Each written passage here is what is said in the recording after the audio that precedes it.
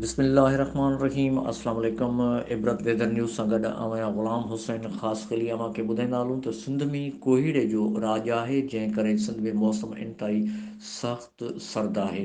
Hyderabad division, Mirpur Khas, Shaheed Benazirabad, Nawabshah division, Sukkur division, लाड़काने division में कोहीड़ो छायल आहे, जंहिं करे सर्दीअ में सख़्तु इज़ाफ़ो आहे। सर्दीअ जी हिन सख़्तु सर्दीअ सबबि एहतियात जी ज़रूरत आहे। सख़्तु सर्दीअ सबबि ॾींहं जे वक़्तु बि कोहीड़ो जेको आहे सो काफ़ी इलाइक़नि में छायल आहे।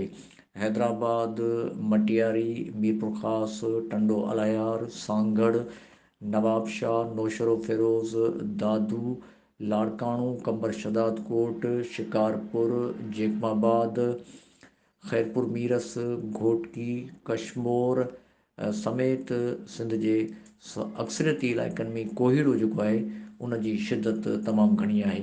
कोहीड़ो जेको आहे सो राति जे वक़्तु बि तमामु घणो आहे ऐं सुबुह जे वक़्तु कोहीड़े जी जेको आहे सो तमामु घणी सूरत हाल हूंदी आहे, जंहिंजे करे उन में एहतियात जी ज़रूरत आहे। सिंध में कोहीड़े सबबि सर्दीअ में सख़्तु इज़ाफ़ो आहे, एहतियात जी ज़रूरत आहे। सूबे बलूचिस्तान जे मुख़्तलिफ़ इलाइक़नि में बरसाति जो सिलसिलो जारी आहे। ओलह जो बरसाति वारो सिस्टम 48 कलाकनि दौरान सिंध जे उत्तर ऐं ओलह में दाख़िलु थींदो। लाड़काने डिवीज़न, सखर डिवीज़न ऐं शहीद बेनज़ीराबाद, नवाबशाह डिवीज़न जे कुझु हिसनि में बरसाति जा इम्कान आहिनि। सिंध जे साहिली पटीअ में किन हंधनि ते बरसाति जा वसकारा थी सघनि था। सूबे पंजाब जे बि मुख़्तलिफ़ इलाइक़नि में बरसाति जा वसकारा थींदा। सूबे ख़ैबर पख्तूनख्वा में बि मुख़्तलिफ़ इलाइक़नि में मींहं वसण जा इम्कान आहिनि। आज़ाद कश्मीर में बरसाति जा इम्कान आहिनि। गिलगित बल्टिस्तान में बि बरसाति जा इम्कान आहिनि। अहिड़ीअ तरह जेको सो कोहीड़ो जेको सिंध में छायल आहे उन में अञा ताईं शिदत आहे, उन में एहतियात जी तमामु घणी ज़रूरत आहे। इबरत वेदर न्यूज़ में फ़िलहालु एतिरो ई।